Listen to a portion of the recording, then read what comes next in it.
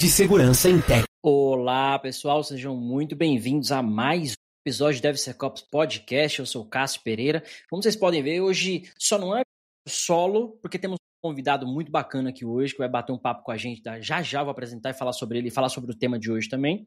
Mas quase seria um episódio solo, porque os dois cidadãos, Marcos e Benhur, mais uma vez não vêm trabalhar, né? O salário está em dia, tá tudo pago, mas os caras vão fazer reunião de trabalho, como se o trabalho fosse mais importante do que gravar o podcast aqui com a gente, né? Mas enfim, tanto que eu tô de camisa nova, deve ser quase podcast, porque só a diretoria tem esse tipo de camisa, né? Os integrantes vagabundos, esse é o nome que ele dá para esses integrantes, não vieram participar aqui hoje, que temos um convidado super especial. Antes de falar do nosso convidado, lembrar que o DevSecOps Podcast tem o suporte da Nova 8 e da Snyk. A Nova 8 é a distribuidora da Snyk oficial no Brasil. Você vai encontrar o link da Nova 8 e da Snyk lá no nosso site, devsecopspodcast.com.br, e também na descrição do vídeo do YouTube. Lembrar que a gente tem também parceria com a Purple Bird Security. Então, se você tem algum incidente de segurança, não sabe o que fazer, tá? Cabelo em pé, bate um papo com o pessoal da Purple Bird, que eles vão te ajudar com certeza, tá? E também não se esqueça da Digital Oak, que tem um portfólio completo de soluções de Application Security, e a Gold Security vai te ajudar com os serviços de Application Security. Falar dos nossos parceiros e os nossos colegas e supporters, vamos falar um pouquinho hoje sobre o tema de hoje. O tema de hoje é um tema bem interessante, porque é algo... Eu gosto desses temas que eu não sei nada, porque aí eu vou ter que perguntar mais ainda pro convidado. Então, eu acho que é algo bem bacana. E hoje a gente vai falar com o Leonardo Carissimi, que se dispôs a bater um papo aqui com a gente hoje. Leonardo, primeiro de tudo, obrigado aí pelo teu tempo, obrigado aí pela disponibilidade. Acho que ninguém melhor do que você mesmo para se apresentar, né, para as pessoas. Então, se apresente aí, fique à vontade. E assim que você falar um pouquinho sobre você, o que você é, de onde você vem, para onde você vai, aquela coisa toda, a gente mergulha de cabeça no tema computação quântica e pós-quântica. Ó, que loucura, cara. A gente vai falar sobre isso hoje. Mas, mais uma vez, Leonardo, bem-vindo aí ao DevSecOps Podcast. Falou, maravilha, Cássio. Bom demais estar aqui. Bom dia, boa tarde, boa noite, né? Acho que esse é o caminho. Então, eu sou Leonardo Carissimi, atualmente eu sou diretor da prática de Cybersecurity da Capgemini no Brasil. Há 6 anos eu estou nessa posição. Em termos de mercado, já estou naquele momento que começa a ser constrangedor dizer quanto tempo de mercado que a gente tem. Né? Estou com 30 anos, feitos agora em agosto. Desde ali do inicinho da internet comercial, já falando de segurança cibernética, com todos os nomes diferentes que teve ao longo do caminho, mas desde essa época. E sempre aprendendo bastante, né? O que é fascinante na nossa área é que sempre tem um desafio novo, alguma coisa nova para aprender. E a bola da vez, agora passado, o tema de AI, quer dizer, passado, né? A gente continua trabalhando bastante com projetos aí na parte de segurança em AI, nas diferentes vertentes, mas digamos que em termos de novidade, agora a bola da vez é pós-quantum cryptography, né? Criptografia da computação pós-quântica. Boa, Leonardo. Cara, um prazer ter você aqui. E eu, antes de trabalhar com SEC, eu fui desenvolvedor por uma década. Também já tenho meus 20 anos aí na área. E eu quase pus um pezinho na Capgemini na época, isso faz muito tempo. Acabou não dando certo, acabei escolhendo outro caminho, mas enfim, a Capgemini bem conhecida no mercado como um todo, né? E legal ter alguém de suma importância para falar com a gente sobre o tema, porque esse é um tema que pouca gente fala sobre isso, quântico e pós-quântico. Talvez eu que estou bem na área, envolvido na parte bem técnica, eu só ouço falar disso ou em eventos muito específicos de SEC, ou na área acadêmica, né? Então eu dou aula em algumas universidades. Na área acadêmica a gente vê um pouco mais disso, né? Porque tem pesquisa, tem umas coisas muito avançadas. Isso talvez não seja algo tão acessível para o público. Mas vamos lá, eu queria começar então perguntando o que é essa computação pós-quântica? O que talvez seja computação quântica e pós-quântica? Por que a gente está falando sobre isso agora? Por que esse tema é relevante? Como você falou, é a bola da vez. Eu ainda tô fazendo o desenvolvedor rodar um scan no código ainda, cara. Eu ainda tô lá atrás, assim, né? Então fala um pouquinho pra gente, seta aí um pouquinho as expectativas do pessoal. Não, e sabe, Cássio, que assim, eu acho que esse talvez seja o grande desafio, né? A gente olhar para o que está para vir daqui a 5, 10 anos, enfim, vamos falar mais sobre isso, mas obviamente ninguém sabe o prazo, olhar para isso ao mesmo tempo que tem que continuar fazendo o básico bem feito, né? Não adianta eu querer falar de como é que eu vou estar utilizando um algoritmo de quantum safe, etc. e tal, se eu não faço uma gestão de vulnerabilidade adequada. Ontem mesmo, só comentando um assunto similar, mas não exatamente em cima de quantum computing, um cliente procurou a gente para falar de SOC, operação 24/7, etc. mas a empresa tinha um certo nível de maturidade, assim, de que a gente sentiu no momento da conversa de que não fazia sentido estar falando disso, que tinha coisas mais básicas. Então, assim, a gente, né, direcionou a conversa e acabou que no final das contas acho que fez sentido para eles. Gestão de vulnerabilidade bem feita, gestão de credenciais bem feita. Depois disso a gente fala de SOC no segundo tempo, então construir uma jornada, né? Então, sem dúvida, o desafio que você falou continua sendo super válido. O que está acontecendo hoje, né, o que a gente come no café da manhã, no almoço, no jantar, são as questões básicas, vamos dizer assim, muito focada em gestão de vulnerabilidade, resposta a incidente, enfim, muita coisa que outras sessões aqui do podcast já foi bastante discutido.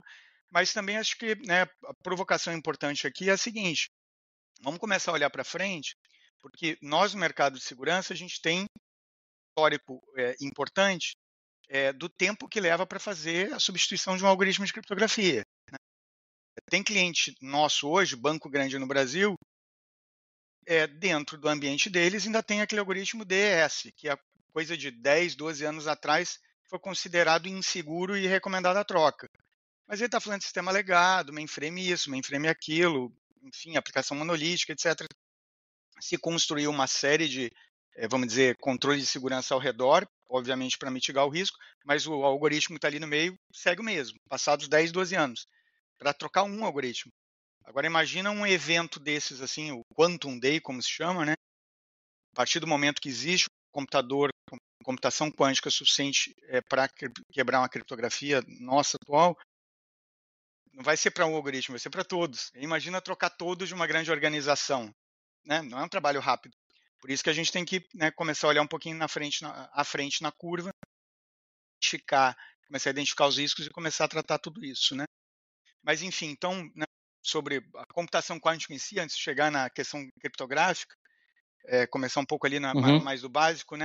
Então, a gente está falando, né, de ter alternativas computacionais diferentes do que a gente tem hoje, computador clássico ali, que é 0,1, né, utilizando tecnologia quântica, que vai ter um conjunto praticamente infinito de estados, em vez de 0,1, é praticamente um conjunto infinito de estados. Isso dá um poder computacional gigantesco. Não é para qualquer aplicação, pelo menos dentro do entendimento que se tem hoje. Não vou imaginar assim que eu vou estar usando o Excel, né, com computação quântica. Tem algumas aplicações que é melhor o computador clássico mesmo.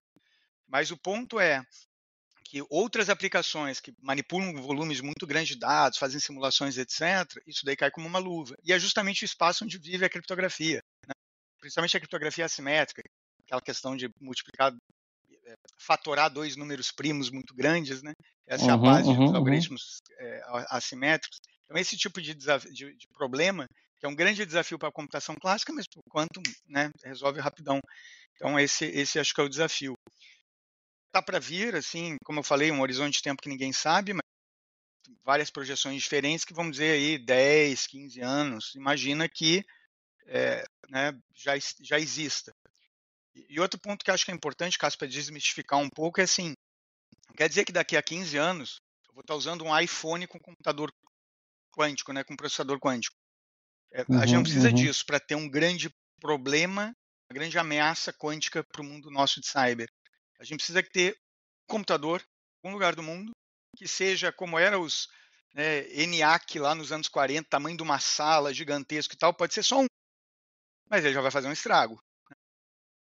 E que seja lá quem desenvolver esse pode vender sei lá, as patentes, os planos para que seja replicado, enfim, seja com objetivos geopolíticos ou financeiros, enfim, quaisquer que sejam as motivações, mas pode, né, ter ali, criar e multiplicar para alguns poucos, mas, de novo, precisa estar na mão de todo mundo para ser um grande problema. Enfim, acho que esse é o cenário que começa a se traçar aí. Boa, e, cara, você falou tanta coisa agora que eu queria puxar para todos os lados aqui, mas não vou conseguir. Mas vamos lá, vamos pegar alguns fios. Eu acho que um ponto legal que você comentou foi essa questão do o que vem por aí, né? Daqui 1 ano, daqui 5 anos, daqui 10 anos. E é importante ter essa preocupação, porque tem alguns ditados de segurança que diz que só cripto salva. Né? Você pode falar segurança que for, no fim das contas, se o cara te hackear, se o cara te invadir, a criptografia te salva, porque os dados são criptografados, no fim das contas o cara não vai conseguir acessar. Com essa história, muda tudo. Agora, nem cripto salva. Agora, né, como você comentou muito bem, uma vez que um computador desse, com esse poder computacional esteja disponível, foi por água abaixo qualquer criptografia que a gente. Qualquer criptografia forte, né? Vamos falar assim. A gente sabe que tem um monte de algoritmo já fraco, quebrado, enfim. Isso é uma questão interessante. E aí, a próxima pergunta talvez seria nesse sentido. Nesse ponto que você comentou. Como é que a gente olha para frente, então? Hoje eu tenho uma especialidade muito forte em AppSec e DevSecOps. Então, talvez muito óbvio para mim os eventos que eu participo, o material que eu consumo, que tipo de pesquisa que eu tenho que olhar. Então, eu sei onde vai estar ali as coisas relevantes para mim. Mas agora um banco da vida, né? Que nem você comentou bem, você falou de mainframe. Eu trabalhei uma época na Serasa, Experian, trabalhei em alguns bancos do Brasil. Todos têm mainframe até hoje, né? Aonde essa galera vai buscar esse tipo de tecnologia, não necessariamente a tecnologia em si, mas onde eles vão buscar informação para ele falar, cara, daqui a 10 anos eu preciso estar preparado.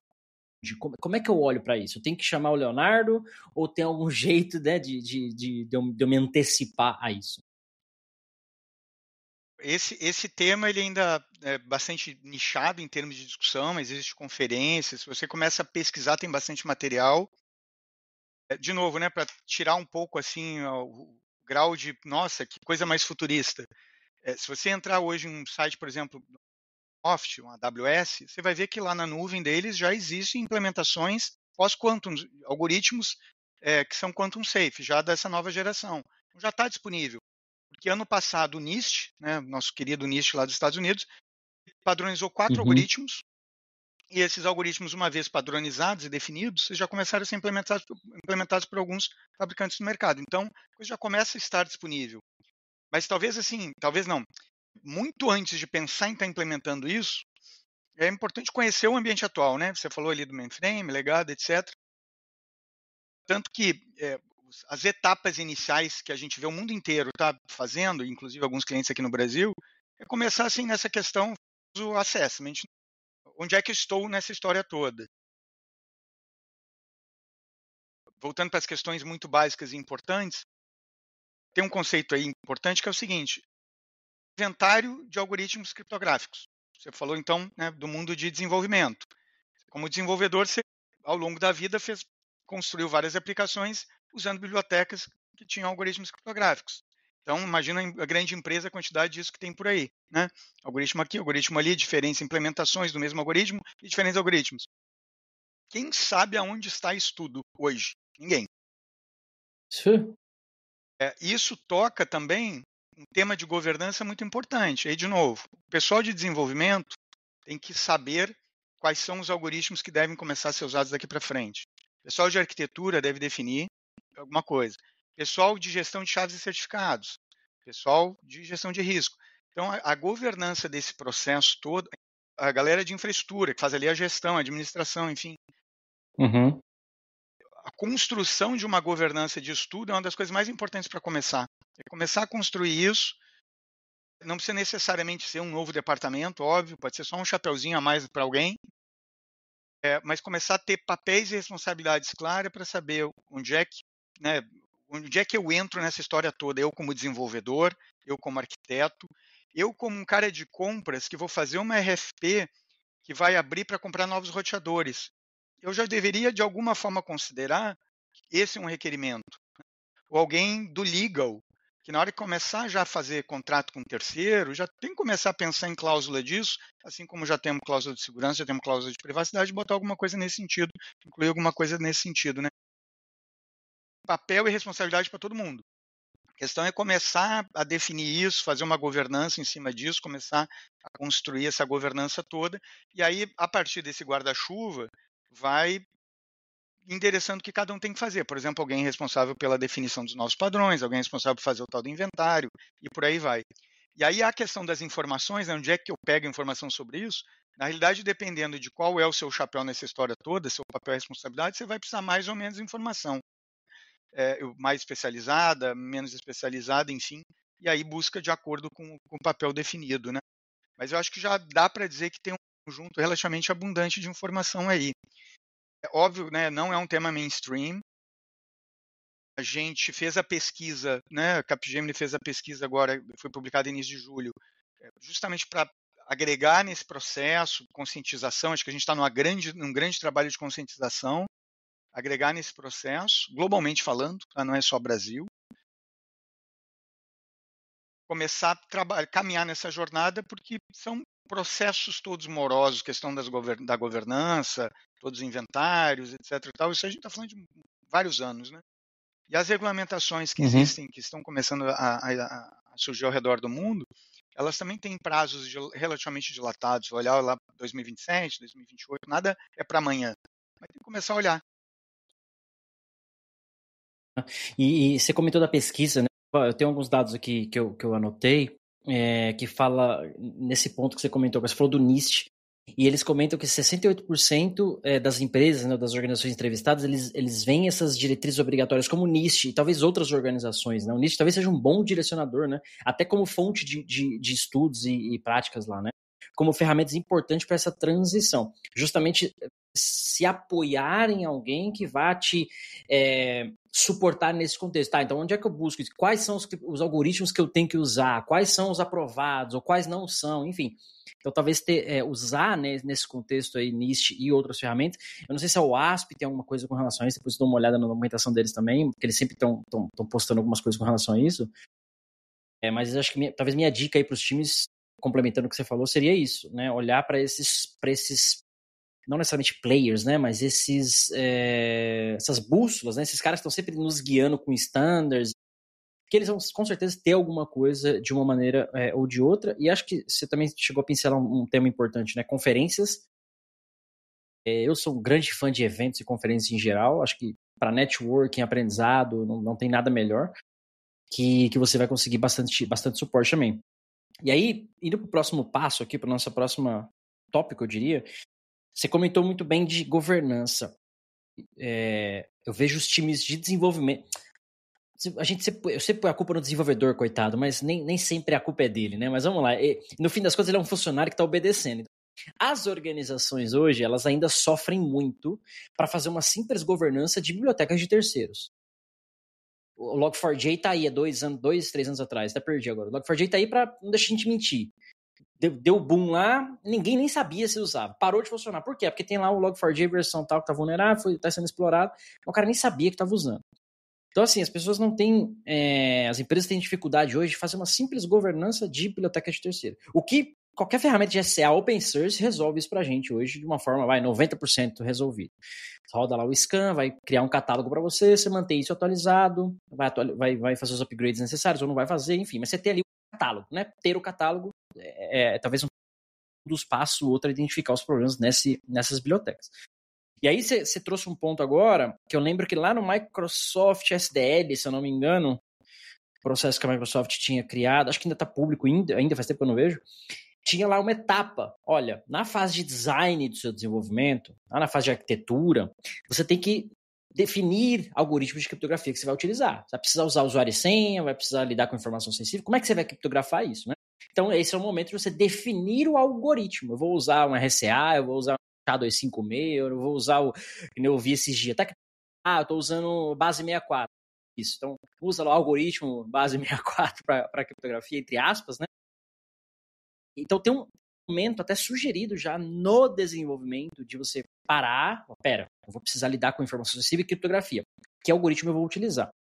E aí, as empresas vão ter uma certa dificuldade com isso.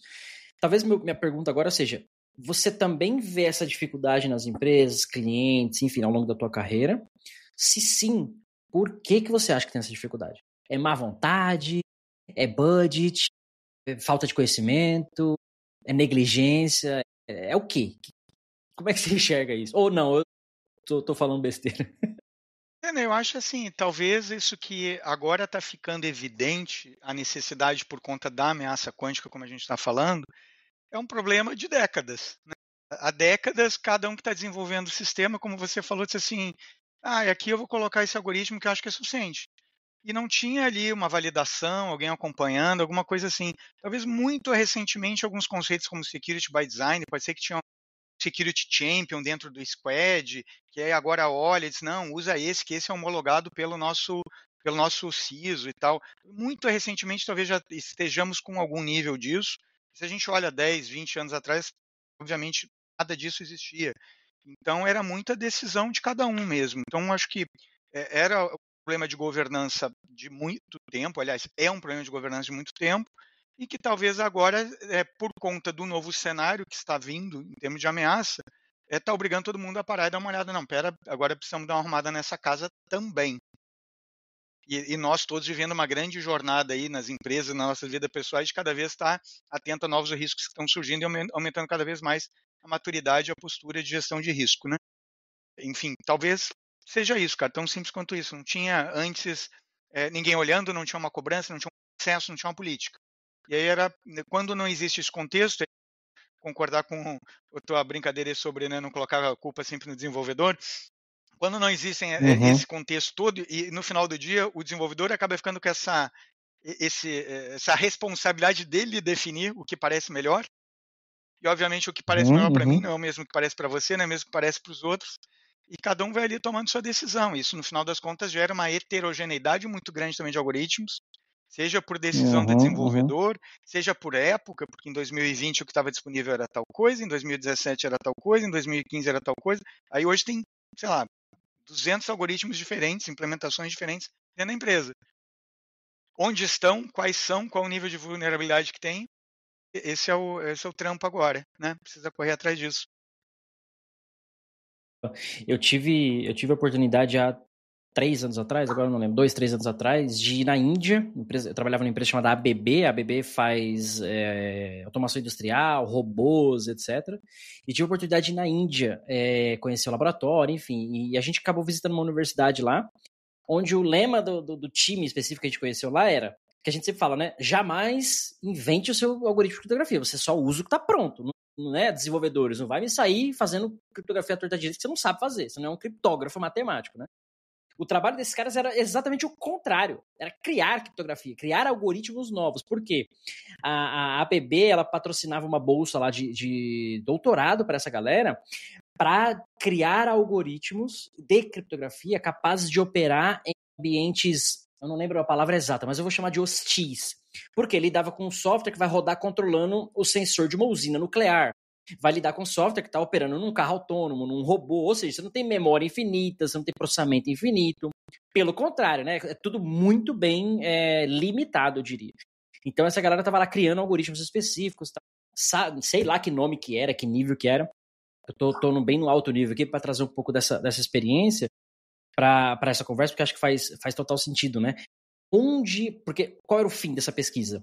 Economia de energia. Então, se eu consigo criar algoritmos mais rápidos, onde eu tenho uma capacidade computacional muito limitada, num device ou num robô, aí você pensa um robô numa fábrica que tem 500 robôs, né, 1000 robôs, a economia de energia daquela fábrica é muito grande, né, porque o robô funciona com eletricidade, bateria de alguma forma, enfim.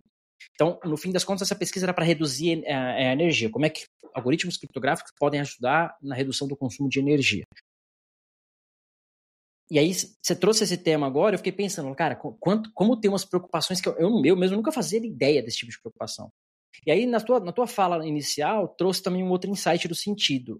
Você falou assim, se tiver um computador desse disponível daqui a pouco, né, pode ser o caos, estaremos perdidos, ou enfim. Como foi a IA, né? A IA hoje está disponível, você cria os seus modelos, você roda nas suas máquinas, tá um negócio muito mais popular ou mais acessível. Mas no comecinho, tinha lá um SAS, você botava teus dados lá, ia ser processado e você tinha um resultado, mas o computador, o poder computacional você não tinha. E aí é uma pergunta, talvez seja até uma pergunta tola. Faz sentido isso? Puxa, alguém vai ter um computador quântico e vender isso como um SAS, como um SAS da vida. E você sobe lá o seu material, devolve o resultado. Tem como isso? Faz sentido ou não? Bom, tá aí os dados, criptografa aí pra mim, ou quebra aí pra mim essa criptografia. Faz sentido isso? Talvez em algum ponto dessa história toda, né? E se a gente olhar hoje, né, boa parte das organizações criminosas fazem algo parecido com ransomware, enfim, né, vendem os kits e a gente encontra isso na dark web, né?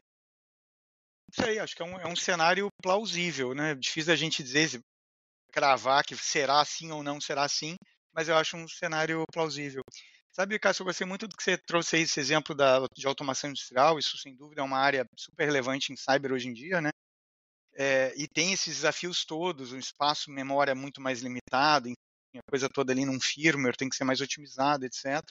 acredito que, como você, né, trouxe, acho que dentro da BB na época tinha uma equipe especializada em criar algoritmos, não era, junta aí uma galerinha que gosta de segurança, vamos fazer alguma coisa. Eram criptógrafos e tudo mais, né, desenvolvendo trabalho, segundo muito provavelmente padrões, etc. e tal, mas de qualquer forma num ambiente limitado. Aí você vê, né, antes eu estava falando de levar décadas para trocar um algoritmo de software. Você imagina em hardware. Uhum. A gente está Exato. falando de carro autônomo, está saindo carro autônomo daqui a pouco, considerável, que até trocar, imagina, fazer um recall de um carro porque tem que trocar o algoritmo de criptografia. Que não dá para atualizar É, remoto, por algum que não dê para motivo. atualizar remoto por algum motivo. Aí o dono do carro diz assim, quando tiver algum problema eu vou lá. Né? IoT, essas lâmpadas inteligentes, interruptor inteligente que a gente tem em casa, componente chinês, super baratinho e tal. Uhum. Quando é que isso vai ser trocado, né? Então, realmente, a gente tem que lembrar também que o hardware é super relevante. Eu dei um exemplo antes, a questão lá de um processo de compra de roteadores. Trocar um parque de roteador, tudo bem, ninguém troca o parque inteiro de uma vez só, mas, né, acaba sendo por ciclos. Mas eu acho que é o tipo da coisa que demora bastante e já é naturalmente algo que precisa ser olhado com atenção daqui para frente. Eu vou fazer uma compra agora de alguns milhares de roteadores Uhum. dentro de uma organização grande, roteador, switch, whatever, né? O que você quiser aqui você substitui, mas usando roteador como exemplo, eu já tenho que dar uma olhadinha nisso, né? E mesmo que o fabricante que eu escolher não tenha nada hoje, eu tenho uma boa conversa com eles de qual é o roadmap, quando é que vai ter, como é que vai ser feita a atualização, precisa trocar o hardware ou vai ser uma atualização remota via software? Então, esse tipo de conversa já precisa começar a rolar. Porque a gente está falando de uma compra que eu vou ficar com esse equipamento 5, 10 anos. E pode ser que dentro desse Uhum. período de tempo a gente tenha já o primeiro evento lá, que é, de novo, o Kill Day, né? O Quantum Day. Então, Uhum. essa Uhum. questão de hardware, IoT, automação é, sem dúvida, muito crítica nessa história toda. Boa. E deixa eu só rodar minha vinheta aqui, para nossa voz não cansar a galera. E aí dá uma acalmada. DevSecOps. O próximo passo, próxima etapa aqui que eu queria abordar é o seguinte: como é que tá? Como é que a gente deveria pensar sobre isso com relação às próprias pessoas envolvidas nisso, né? Porque no fim das contas, quem vai implementar, o algoritmo ele vai ser criado, né? Enfim, alguém vai ter que implementar isso de alguma forma. Na minha cabeça, isso a gente olha para o desenvolvedor de novo, né? Talvez, a gente comentou ali, vai ter um time de arquitetura, alguém vai definir, olha, vai usar o A, B ou C, no fim das contas, a pessoa vai lá e implementa. Mas a gente sabe que, no fim das contas, a maioria das falhas em software são por falhas de implementação. Como é que é a tua visão com relação a essa capacitação de quem vai lidar com isso? Porque o Joaquim, que você falou, o Zezinho das Couve, que tem uma lâmpada elétrica, sei lá, cara, nem sabe que isso existe. Né? Quem criou aquele produto, né, e no fim das contas quem implementou aquilo, nem precisa nem falar de hardware, né, vamos ficar no software mesmo. Como é que é essa capacitação de desenvolvedores? Talvez quem está mais envolvido em segurança olha para isso, consegue ter algumas nuances. Mas talvez para o desenvolvedor, que no fim das contas vai implementar muita coisa, ele vai chegar uma task para ele, implementar o algoritmo X. Ele baixa, faz o download e implementa. Mas nesse nível, talvez na minha visão, tem que ter um pouquinho mais de tempero. Você está lidando com algo um pouco mais complicado. Assim como implementar uma simples task de, olha, eu estou fazendo aqui um banco, uma coisa é eu ver o extrato, outra coisa é eu fazer o Pix. Né? Uma coisa é eu acessar a tua conta e ver o seu histórico, outra coisa é eu tirar o dinheiro da sua conta. Né? É muito mais crítico. Então, uma funcionalidade mais crítica, ela tem um pouquinho, né, requer um pouquinho mais de atenção, naturalmente. Isso também faz sentido. E como é que você vê essa capacitação daqui para frente? Tem que ter essa capacitação? Vai ter uma outra profissão que vai fazer? Como é que é isso?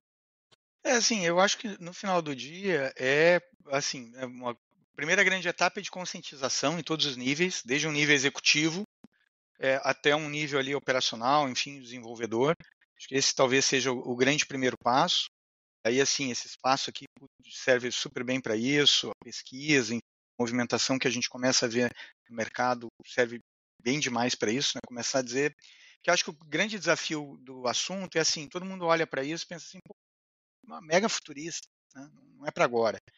E quando a gente pega e faz o cronograma de trás para frente, a gente vê, não, peraí, já está na hora de olhar. Não vou dizer de novo que é um desespero, tem que fazer para amanhã, mas está na hora de começar a olhar. setembro de 2025, a gente está conversando aqui. O orçamento de 2026 da empresa já está começando a ser discutido, acho que já vale considerar, coloca a mensagem, mesmo que não emplaque para 2026, aí já coloca a mensagem para 2027, mas algo tem que começar a ser feito. Não pode deixar a coisa para a última hora como né, muitas vezes a gente deixa, nós, né, como sociedade. Enfim, então acho que o grande ponto é a conscientização. E uma vez, talvez, passada essa etapa, aí vai um pouco para as capacitações mais compartimentadas que eu falei antes, vai depender um pouco do papel de cada um. Mas vamos focar um pouquinho no desenvolvedor. Acho que é importante que o desenvolvedor ele tenha uma visão assim, primeiro, mais geral de riscos e aquela questão do security by design, né? Que na realidade a criptografia só a criptografia salva, você falou antes, mas isso entra dentro de um contexto maior de gestão de risco, né? Que tudo começa assim, eu vou desenvolver uma coisa nova, que dados que isso vai manipular? Isso aqui, agora recentemente experimentou bastante disso com o mundo de AI. Os primeiros projetos de AI era tudo FAQ, sommelier que dava dica de vinho, então tudo informação pública, sem muito estresse, vazou, né? Sem mexer com dado de cliente, por aí vai. Todo mundo botando o pezinho na piscina assim, né? Atendimento ali ao cliente numa FAQ, uma coisinha mais de apoiar, uma escolha de vinho, de novo o exemplo que eu estou dando aqui. Mas à medida que o pessoal começa a entender um pouco mais como funciona, bom, quero resolver problemas de negócio, está me dando um resultado bacana e tal. Aí a primeira coisa é a seguinte, vou resolver um problema de negócio. Que dados que eu vou manipular? A, B e C, que tipo de risco isso representa? Tem LGPD que aplica? É risco de negócio? É uma informação sensível para o negócio, etc. E tal. Minimizar ao máximo. A gente às vezes adora quanto mais dados melhor. Tem uma máxima do Bruce Schneier que já tem uns 10 anos aí que diz assim, os dados são tóxicos, né? Então, assim, mínimo possível. Então, assim, minimização. Aí, uma vez que identifique qual é o dado que realmente precisa, como é que é coletado, como é que é tratado, não sei o que, eu posso escolher o melhor algoritmo, que vai depender muito do caso de uso. Sabe que uma coisa que é importante, que tem sido bastante discutida, e a gente, na Capgemini, tem um Quantum Lab, né, lá na Europa. Um trabalho bacana que os caras têm feito é de benchmark dos algoritmos. Porque não adianta também eu pegar uma aplicação nova, qualquer, está usando um algoritmo qualquer, sei lá, baseado em RSA. Chego, tiro e coloco algoritmo baseado em Sphinx, que é um lá dos tipos do nicho, ou Falcon, qualquer que seja. Não vai ser o mesmo desempenho. Do lado do cliente, até assim, beleza, cai um pouquinho, mas o cliente não nota. Mas lá do lado do servidor que está moendo atrás do outro de decriptografar as mensagens, você pode derrubar o serviço. Então, assim, também precisa ter esse trabalho de benchmark, de escolha das melhores implementações, das melhores soluções de algoritmo para cada situação, e aí define uma política e aí se utiliza, né? Então, é interessante que os desenvolvedores estejam cientes disso. Muitas vezes não vai ser decisão deles, mas eles estejam cientes disso, que também não é assim, eu vou lá pegar um algoritmo que é quantum safe, coloco hoje numa aplicação, que pode derrubar a aplicação em termos de desempenho. Tomar nota 10 por um lado, mas tomar nota 0 e puxão de orelha pelo outro, né? Porque derrubou a performance da aplicação. Né? Levantar a mão, conversar, provocar discussão, trazer a discussão, puxa sempre o time de segurança para estar fazendo as discussões todas. Porque pode ser assim, que neste momento você não precise, ou talvez até não deva ainda implementar um algoritmo já quantum safe. Mas você sabe, aí vai para a questão do inventário, você sabe onde é que você colocou o quê. Aí daqui a 1 ano, 2, 3, 5, precisa trocar, você vai lá, idealmente num CMDB, que agora, né, uma informação dessa, vai lá e, tá aqui, tem esse algoritmo que precisa ser trocado. Beleza, né? Você está, como a gente tem usado na indústria, criptoágil. Né? Você está com uma estrutura, processos e uma estrutura de governança que permite que você troque componentezinho de criptografia de uma forma super tranquila. Não é algo que está lá hard-coded, que você precisa reescrever toda a aplicação para trocar, enfim, mas é algo que é uma pecinha que você sabe onde é que está, você vai lá, troca por uma nova. Até pelo seguinte, Cássio, uma outra coisa que eu acho que é importante, esses algoritmos que eu falei, que estão começando a ser disponibilizados, citei como exemplo Microsoft, AWS, pelo amor de Deus, nada contra da Microsoft e AWS, mas só como exemplos. Ninguém testou isso ainda.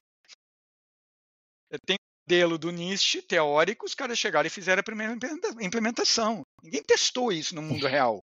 Nós estamos testando.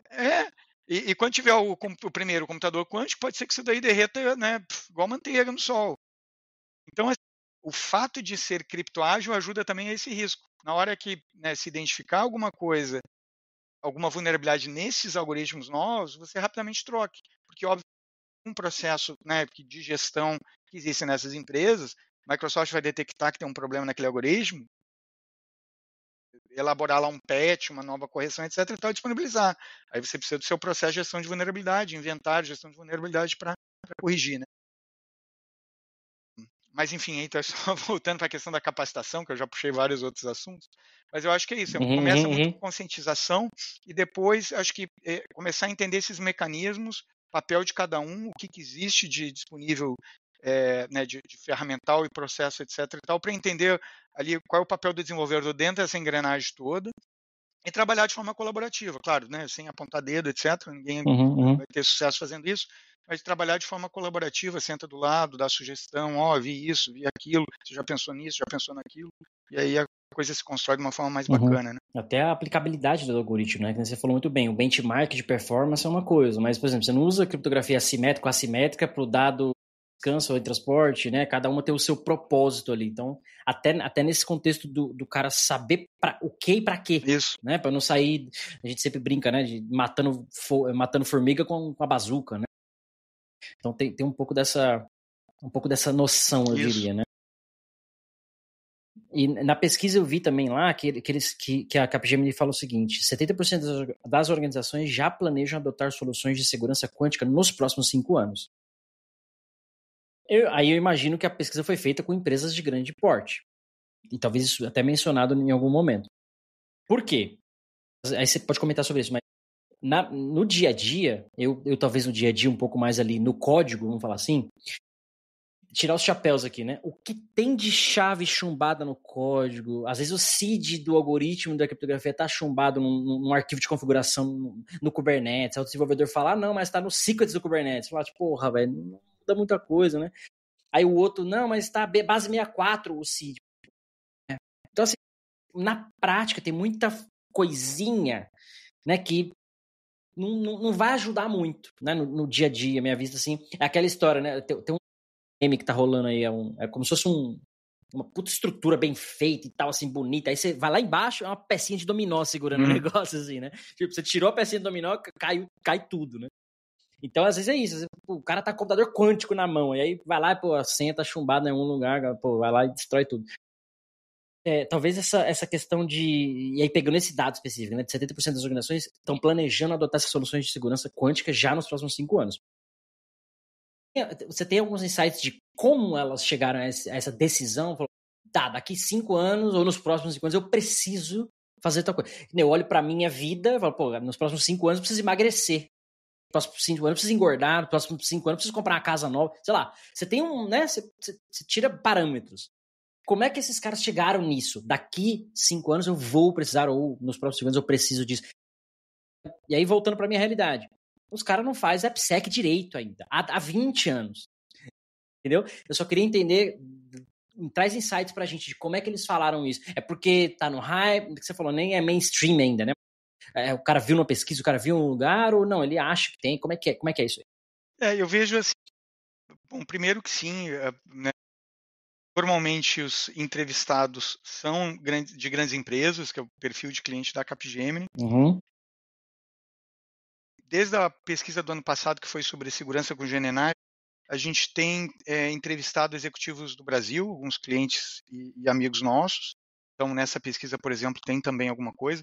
É verdade que na GNNI teve mais gente do Brasil do que agora, um pouco porque eu acho até questão de cultura, do Quantum, a gente começou a fazer os convites, a pessoa também pensava, não, peraí, eu estou com outros problemas, né? Enquanto que GNNI já era um tema muito mais mainstream ano passado, quando a gente fez pesquisa. Pra você ter ideia, a pesquisa do ano passado teve 15 executivos entrevistados no mundo inteiro, 7 eram do Brasil.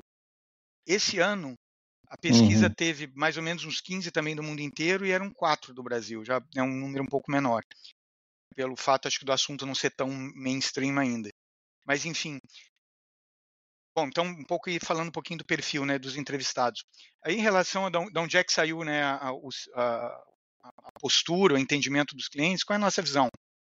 primeiro, assim, tem um tema que a gente não pode, né, deixar de ignorar, regulatório. É feio para profissional de cyber que adora defender a gestão de risco falar que, no final do dia, um tema regulatório é um tema de compliance. Mas é o que é, né? Sejamos realistas. É o Mas é o que que é. é. Então, a gente olha algumas regulamentações, principalmente Europa e Estados Unidos, já determinando.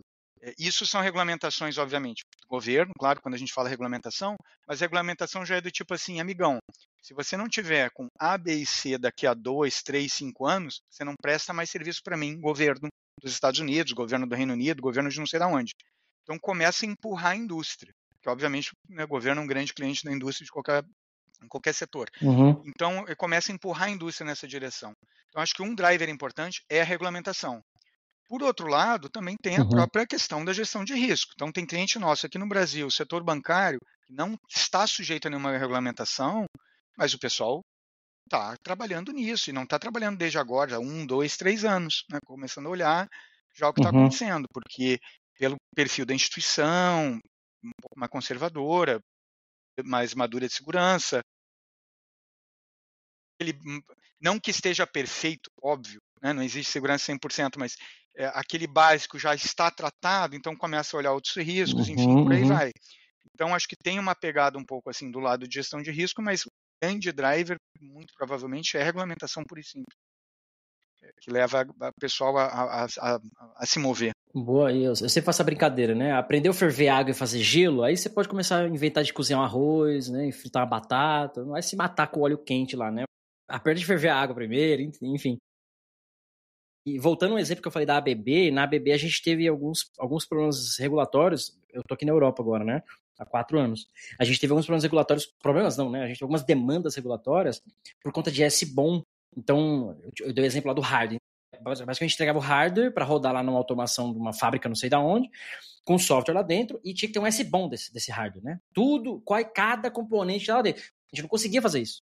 Porque não tinha um catálogo de bibliotecas, não tinha. O do hardware era mais fácil, porque tinha o fabricante, era mais fácil as pecinhas. O software, a gente não conseguia. Aí, enfim, arrumamos uma solução, conseguimos fazer um esforço lá, enfim, no fim das contas saiu lá um SBOM para cliente americano, porque a ABB presta serviço para o governo americano, enfim, então tem uma questão regulatória que você falou muito bem, empurra. E esse empurrar, ele é literal, porque a empresa, ela pode, não vou fazer não, deixa aí, tá bom, então você perde praticamente um dos seus maiores receitas, né? O governo é um bom contrato, etc, etc. Então o cara, eu não quero ficar de fora, né? E, consequentemente, a imagem, aquela coisa toda. Isso é muito importante. E aí, tirando o chapeuzinho, né, meu aqui de novo, você falou um ponto muito importante, pelo menos para mim, né? E quando eu olho para a segurança, eu vejo a segurança de uma maneira geral de software para o bem da sociedade. Tudo hoje opera em cima de software. Então, quando a gente fala de segurança, de software seguro, a gente está falando de uma sociedade mais protegida de uma maneira geral. Então, quando você fala, tem um banco X brasileiro que está olhando para isso, mesmo sem precisar olhar para isso enche os olhos, porque, então eu sei que tem alguém, né, entre aspas, olhando para essas questões de uma forma proativa, porque quer ter uma marca mais estruturada, quer oferecer um bom produto, um bom serviço, etc. É igual você comprar um carro, né? Você não vai comprar o carro e testar o freio. Foi testado, muito bem implementado, você só vai lá e pisa no freio quando você precisa. Você não precisa, eu vou comprar o carro X porque o freio é melhor. Não, freio é freio, tem que frear, né? A menos que esteja quebrado. Freio tem que frear, então, do meu ponto de vista, a segurança tem que estar sempre lá.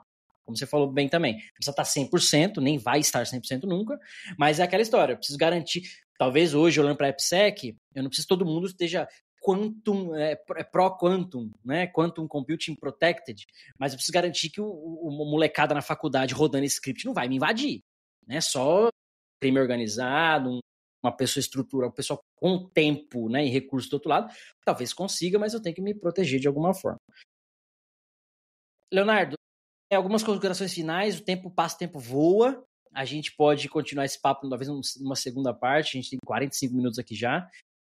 Alguma coisa que você deixou de lado, que você queria comentar? Eu acho que foi muito bem explicado, pelo menos para balizar a galera, para onde olhar, como olhar, né, e começar a se preocupar com relação a isso. De repente, até uma visão de carreira, né, para atuar nisso daqui para frente, que talvez seja uma demanda muito forte que venha por aí, assim como é a de IA hoje, né? Enfim, considerações finais para a gente encerrar.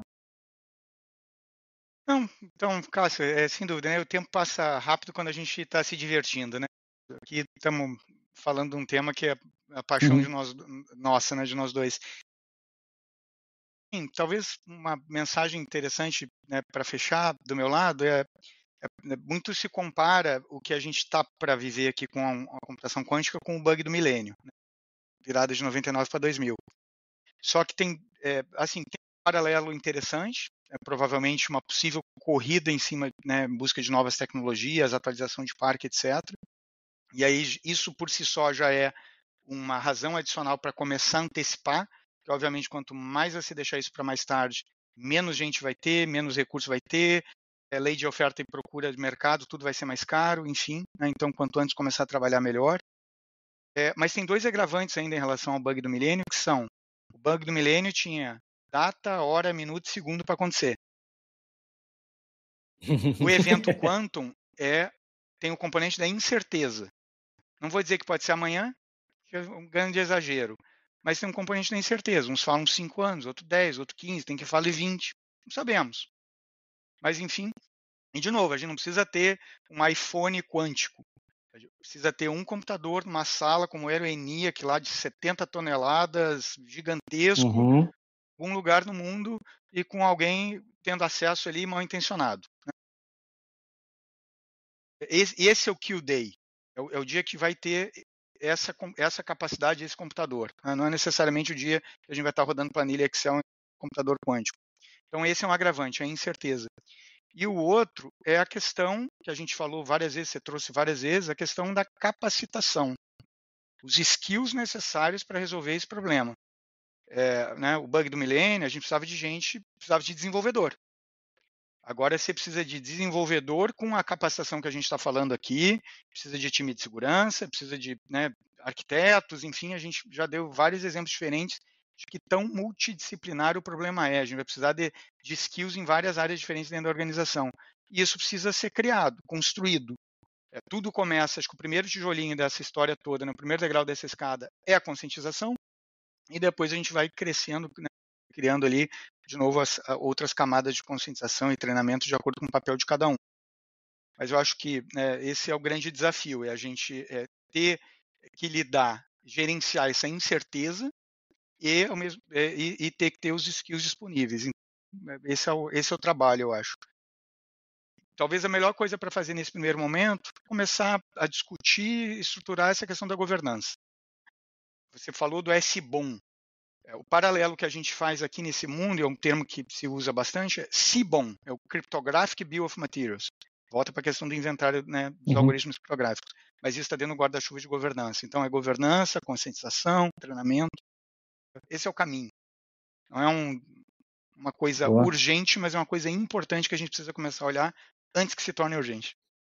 Essa história do mistério, né? O bug do milênio tinha data e hora. Entendeu? Eu sempre brinco muito, né? Brinco e é verdade, né? Pelo menos para quem acredita. Jesus volta, só não sabemos quando. Nós vamos morrer, não sabemos quando. Então não fica esperando para ir se confessar, para ir fazer as coisas certas. Já.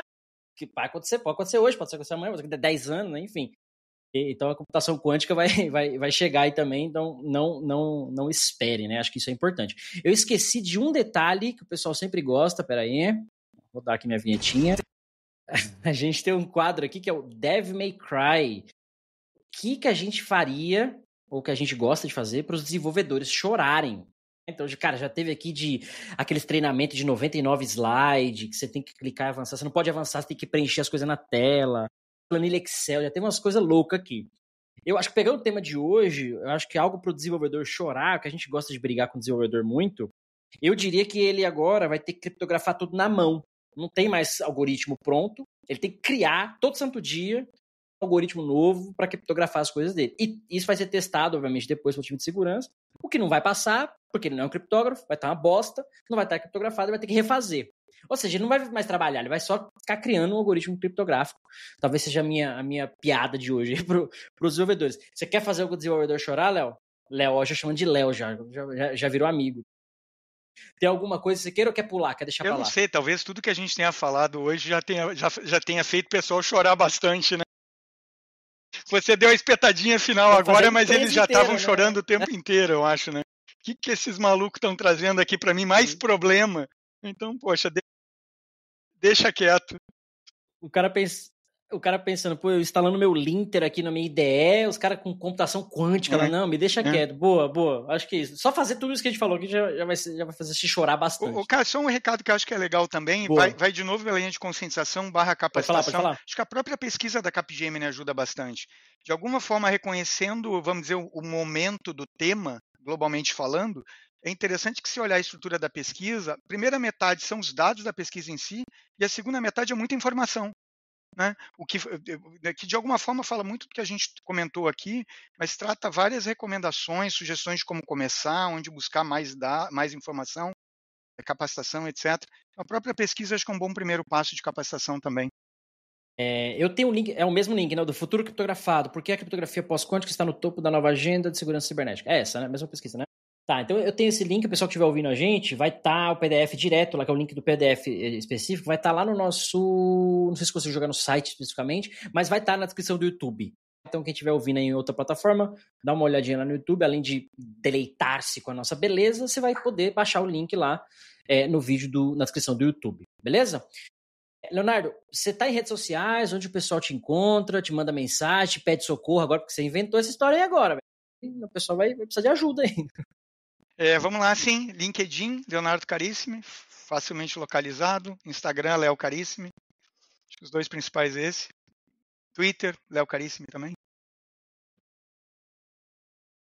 Boa, fechou. Eu vou colocar esses links todos também lá na descrição do YouTube. Pessoal, foi um prazer aí, Leonardo. Obrigado mais uma vez pelo seu tempo, disponibilidade. Foi um papo bem bacana, é muita coisa mesmo, na verdade. Assim, dá para fazer horas aqui dessa conversa, porque é muita coisinha pra gente mastigar, né? Muita coisa, informação nova, assim. Até para mim, muita coisa nova também. Enfim, mais uma vez, obrigado. E, pessoal, vocês que estão ouvindo a gente, obrigado mais uma vez. 80 episódios do FC Copa Podcast, quase chegando nos 200. Acho que nessa temporada a gente chega ainda. Se eu não inventar férias, se os vagabundos que tem que trabalhar aqui vier trabalhar, a gente começa a gravar mais.